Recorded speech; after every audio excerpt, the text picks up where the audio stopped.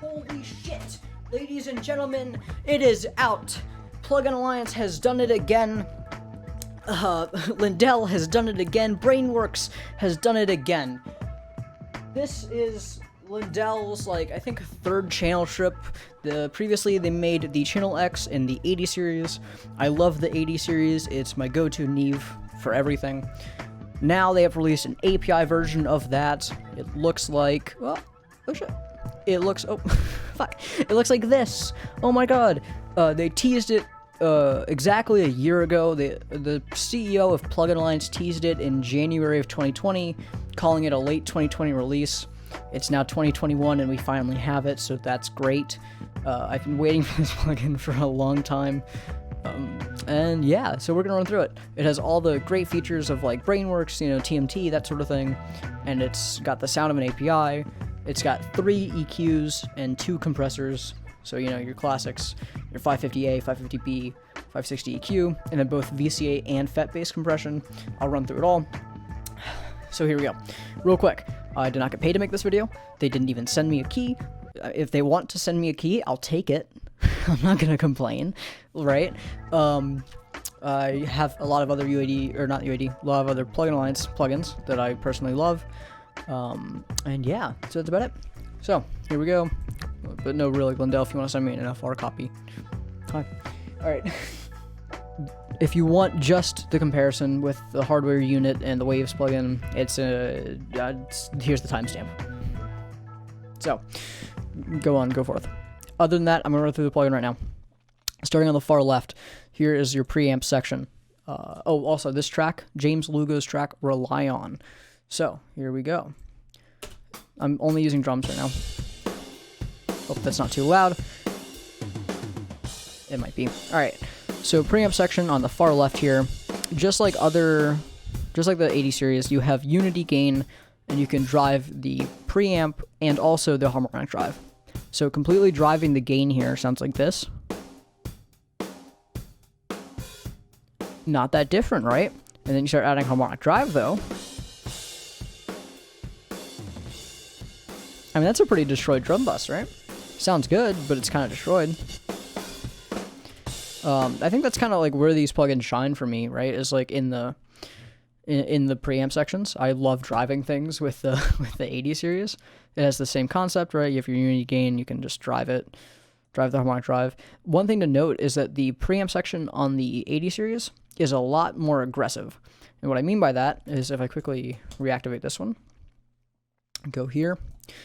If I set this to this and set this to that, I'm going to play it. I'm just going to increase the drive, and you'll see that by 40 dBs here, you're getting the same amount of distortion as you did with the Lindell. So here we go.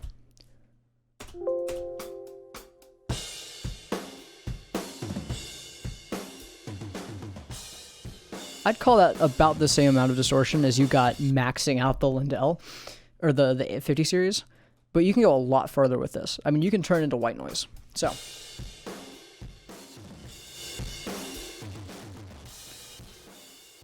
and then you start driving the THD as well. I mean, there is no audio left, essentially. So it's cool that you can do that. It's slightly odd to me that you can't with the 50 series. I suppose it's kind of closer to an actual API because they don't crumble quite the same as a Neve. However, you're never really going to get that much. You're not going to destroy a track that much normally anyway, right? So it's kind of whatever. I should mention that this plugin, just like the 80 series, comes with a bus variant. So this is the 80 series bus. This is the 50 series bus. Couple differences. One, you can drive up the fader. It's not just a trim fader. So here, it's literally just trim. It starts at 0 and goes only down. This starts at 0, and then you also get up to 10 dB is added to it. In addition, you have your gain and harmonic drive. Here, you get both of them, I think, but you don't get unity.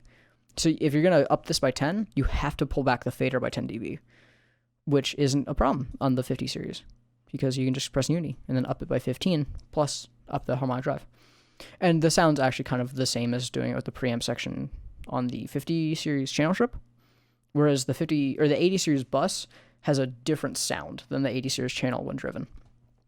But I digress. This one also has polarity flip, which I thought was interesting. So, running through this plugin, already went through the pre. Let's go next to the EQ. You have 3 variants of EQ, 550A, 550B, and 560. Something weird here is, well, actually there's 2 weird things.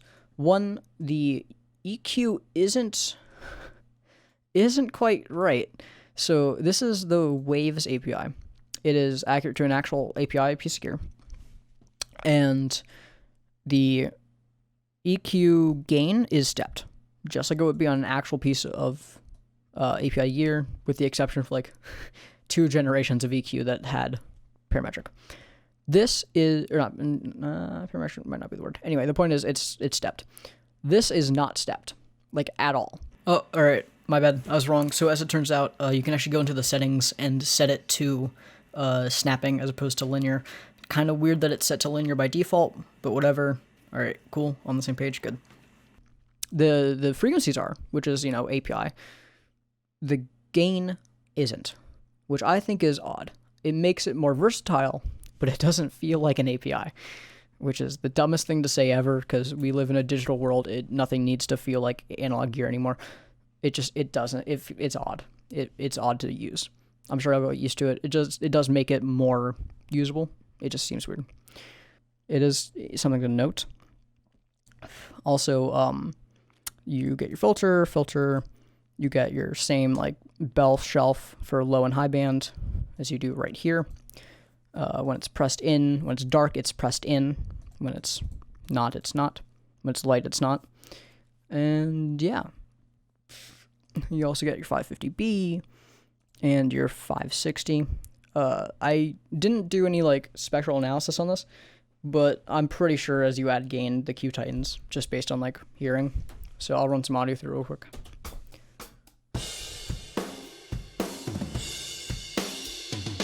Right, it sounds like the Q is tightening there.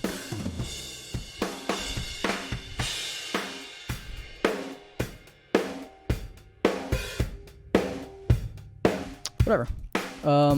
I think it's just something interesting, right? Like a normal 560. So something weird. I submitted a bug report for this already. Every time I close Pro Tools and relaunch it, my EQ gets fucked up by somewhere between 0.2 and 0.8 decibels. The gain will change. So like if I have it at 2 exactly, I will close the program, or I'll close Pro Tools and relaunch it, or even just close the session and relaunch it, and it'll suddenly be at 2.4, which I'm assuming is a bug. I reported it. We'll see what happens, but I thought it was weird. With the EQ, you get the option to change it from pre to post compression, or pre-post dynamics. So normally it's pre, you can click this button and make it post. And you have like a in-out button. So next, you get your compression section. Something interesting here is that the VCA compression does not have a mix knob. So I'll real quick run through the knobs that it has. Threshold, obviously, makeup gain, obviously, attack release, or attack ratio release, and then link, like left-right link.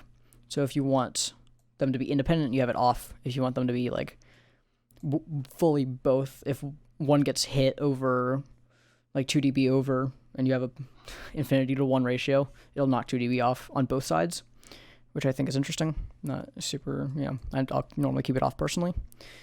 So here's your soft and hard knee options. Definitely something to keep on.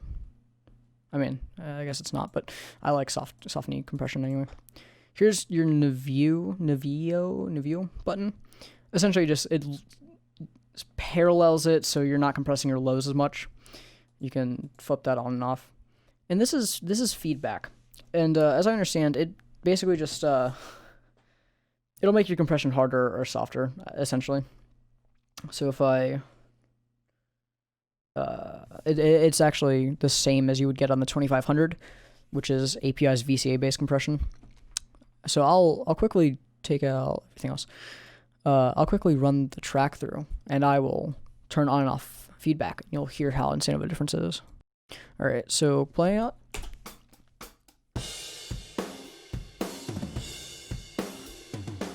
So that's feedback on. And this is feedback off. It's much more aggressive when it's off, right? You can hear it. You can hear how kind of aggressive it is. I mean, it's just kind of different styles of compression. You can get the same thing here. Not even, actually. You can compress it harder here, and it'll still sound different than if you have feedback on and off. Yeah, that's been completely destroyed. I think it's a cool effect. It's a button on the actual 2500 bus compressors, which is what the VCA is based on. Your other option here is FET. So this is the one that has the mix knob.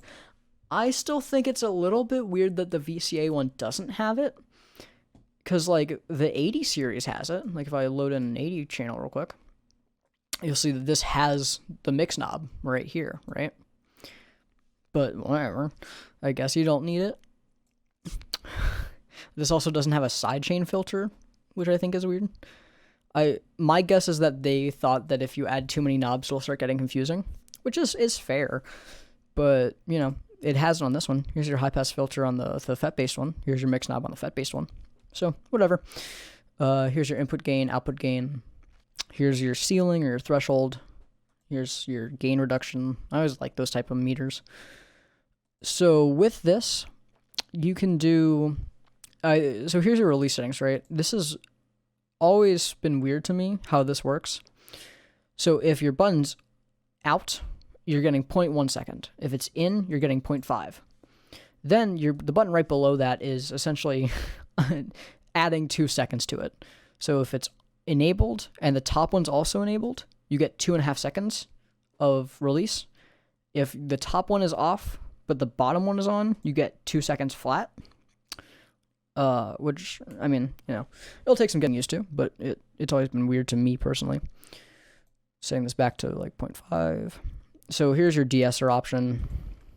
I mean, it's there to be there, sort of. Here's your two compression modes, compression or limiting. Now, compression is 2-to-1 set, which I guess is fine. You just have to fuck with your threshold more, I guess. And then limiting is 20-to-1, so it's not even really limiting. I mean, it's closer to, I think on VCA you can do 21 as well. Or no, it's 10-1, and then infinity 1. So if you want actual limiting, use the VCA. If you want limiting, set it to FET. And then you can just turn it off so it's 1-1, and you're just getting the sound quality of it.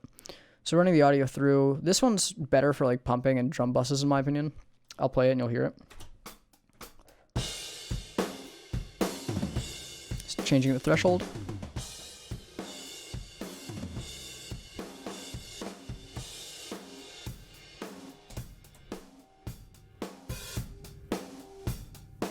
And you can hear how weird that sounds, right? Setting it to limiting now. Not nearly as pumpy, I guess is the word I'm looking for. Changing it back to 2-1. Enabling the de-esser, or disabling, or de-enabling it? I'm dumb, sorry. You don't really notice that much of a difference. The highs get reduced a little bit. Quickly, this is actually probably a good use of the mix knob to drum bus. So here, I'll play it.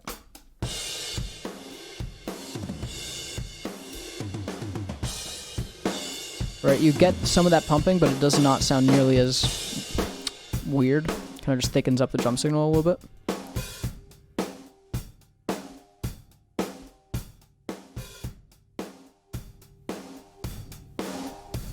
That's really pumping because that's 0.1 second release. So yeah, that's your compression section. Next up you have gate expansion. I'll get to TMT in a second. One thing to add real quick, I still think it's so weird that mix isn't on FET or isn't on VCA. That'd be such an easy thing to add, but whatever. So here you have hysterias, which is essentially like 0.5 times this amount over under of the threshold to close or open the gate. I'll normally keep it at 0, so it doesn't really matter. Here's your threshold, here's the range, and then here's your release. On the right side here, you have the setting to change it from gate to expansion. you have a fast, slow attack, and then you have the inverse button, which is just compression, kind of, but, you know, it's there to be there, kind of. Quickly, I will set this back to VCA and turn it off. I'll run through it real quick, and you'll hear it. I'll set it to expansion mode.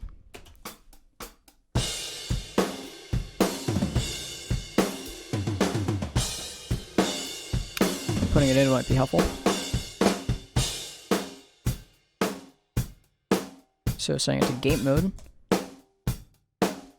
and then upping the range. You get kick and snare through. Setting it to expansion mode again.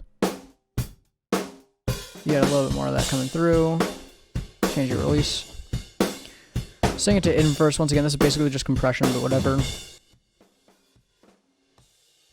I mean, it has the effect of compression, so. I don't remember how to do this.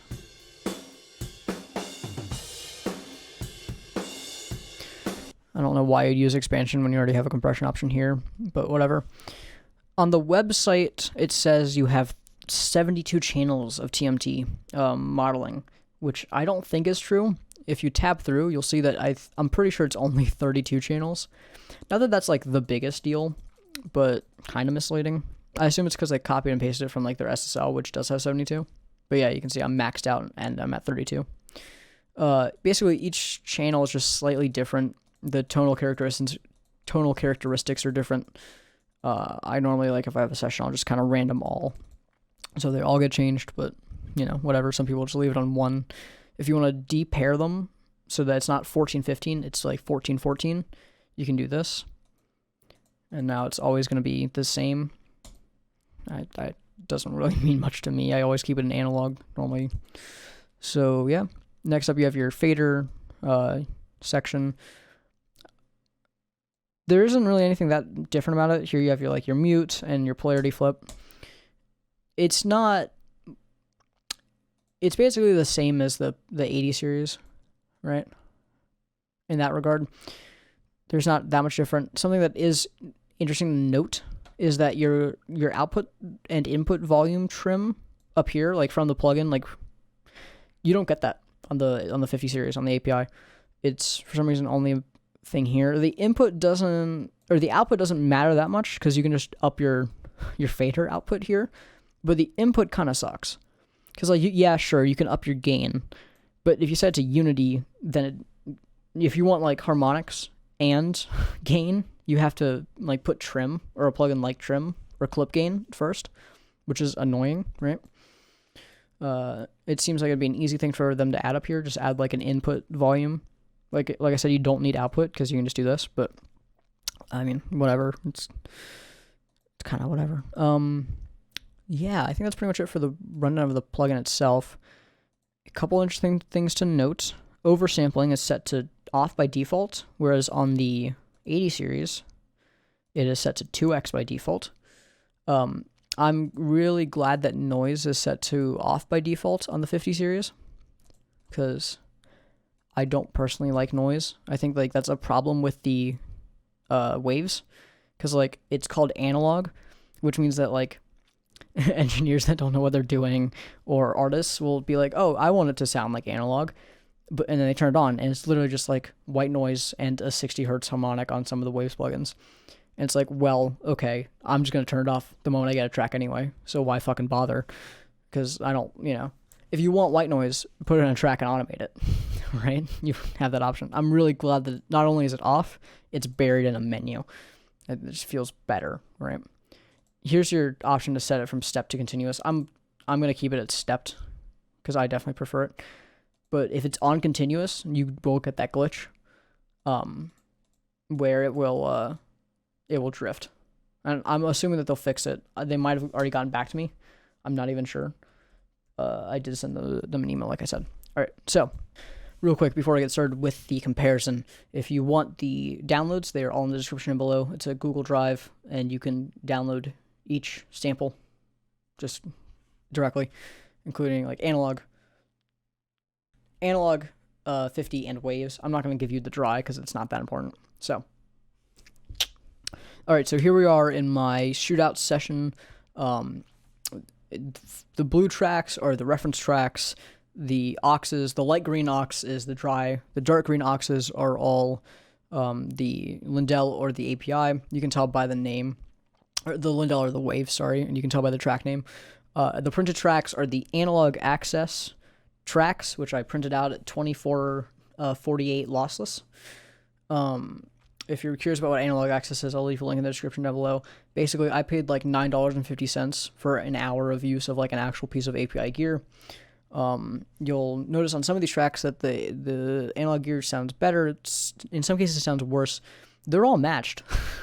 Some of them sound pretty different, but I guarantee you that they're all matched. Here, when I switch to the analog access, I'll post a screenshot of what my settings were just so that we're all on the same page. And I'm going to start with dry. I'm going to tab through them. I'm not going to talk. Form your own opinions. Here we go. Oh, also, real quick. I know that some of these aren't great. I'm making pretty big moves so that you can hear the differences better. I could have done smaller moves and it would have been more nuanced, but doing big moves so that you can really hear the differences. All right, here we go, starting with dry.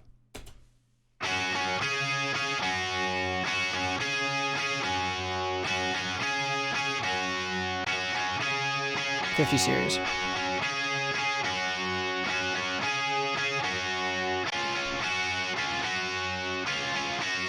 Waves.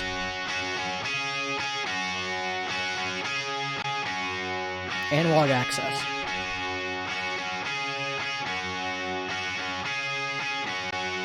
'50 series.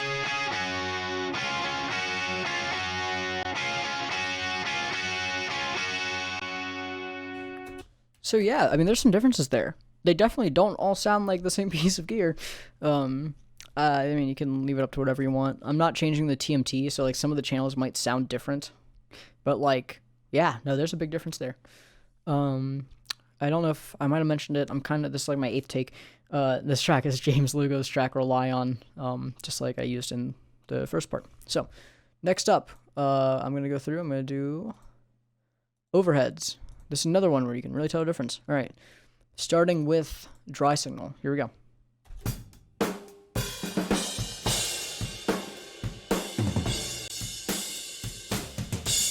'50 series. Waves. '50 series. Waves. And then here's analog access.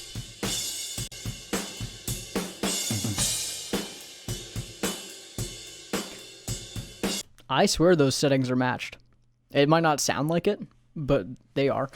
I think like just listening to it, I think the snare sounds a lot more present in the analog piece of gear. I think the overheads are like where you'll notice the biggest difference out of all of them. All right, next up is vocals, starting with dry. One run, I will like tell you when it switches, and then I'll do a run that I don't say anything. So here we go. You can see it on the left side anyway, right? The solos. So here we go. Dry first. Rely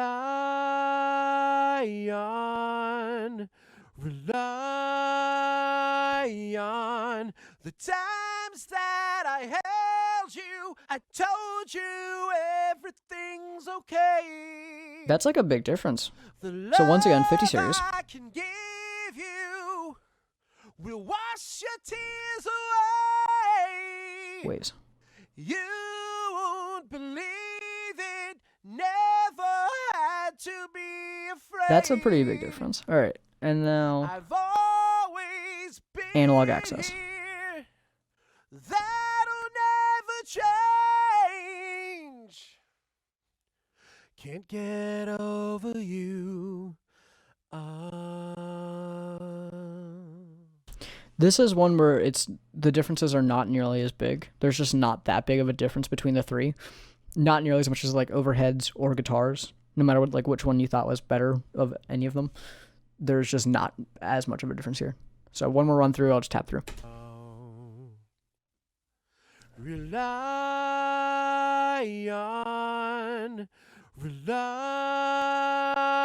on the times that I held you. I told you everything's okay. The love I can give you will wash your tears away. You won't believe. All right, now last but not least, the kick. I'm gonna run through the kick. First time, I'm going to say when I switch, and then the second time through, I'm not gonna say anything. So here we go, starting with dry.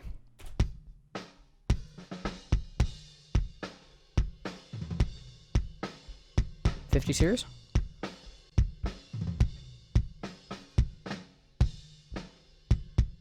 Waves.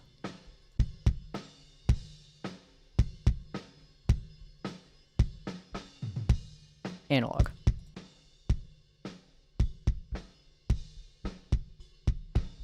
I mean, that's a pretty big difference, just like the other ones. That specifically has a lot of difference to it. One more time, run through, not gonna say a single word. All right.